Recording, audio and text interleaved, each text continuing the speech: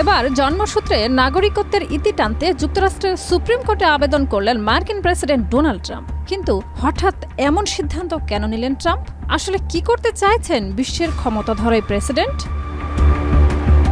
যুক্তরাষ্ট্রের president Donald Trump এবার জন্মসূত্রের নাগরিকত্ব বাতিলের জন্য সুপ্রিম কোর্টের দ্বারস্থ হয়েছেন। তার এই উদ্যোগকে পূর্বে বারবার নিম্ন আদালতগুলো অসাংবিধানিক এবং দেশের দীর্ঘদিনের জন্মসূত্রের নাগরিকত্বের ইতিহাসের বিরুদ্ধে বলে রায় দিয়েছে। এমনকি ট্রাম্প প্রশাসনের অনুরোধে এসব রায়ের উপর স্থগিতাদেশ জারির জন্য আবেদন করা হলেও আপিল আদালতগুলো তা নাকচ করে দেয়।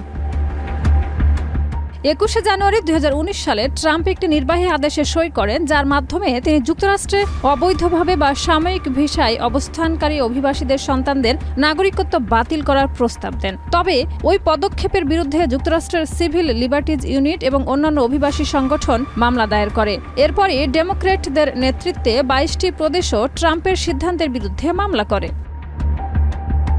নিম্ন আদালতগুলো একের পর এক ট্রাম্পের উদ্যোগের বিপক্ষে রায় দেয় এবং তার নির্বাহী আদেশের কার্যক্রম স্থগিত রাখে। ট্রাম্প এই অবস্থা থেকে মুক্তির জন্য এখন সুপ্রিম কোর্টে জরুরি ভিত্তিতে আবেদন করেছেন। এরই মধ্যে ট্রাম্পের এই পরিকল্পনা নিয়ে যুক্তরাষ্ট্রের সংবিধানের 14তম সংশোধনী উল্লেখিত রয়েছে, যা বলছে সেখানে জন্ম নেওয়া প্রত্যেক শিশু মার্কিন নাগরিক হবে। তবে ট্রাম্প তার নির্বাহী আদেশে দাবি করেছেন যে যারা অবৈধভাবে যুক্তরাষ্ট্রে প্রবেশ করে সন্তান জন্ম দেবেন তাদের সন্তান আর মার্কিন নাগরিকত্ব পাবেন না।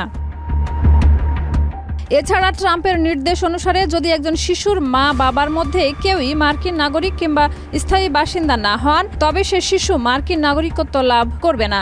এখন এই বিষয়টি নিয়ে সুপ্রিম কোর্টে রায় দেওয়া হলে মার্কিন প্রশাসনের আইন পরিবর্তন হতে পারে।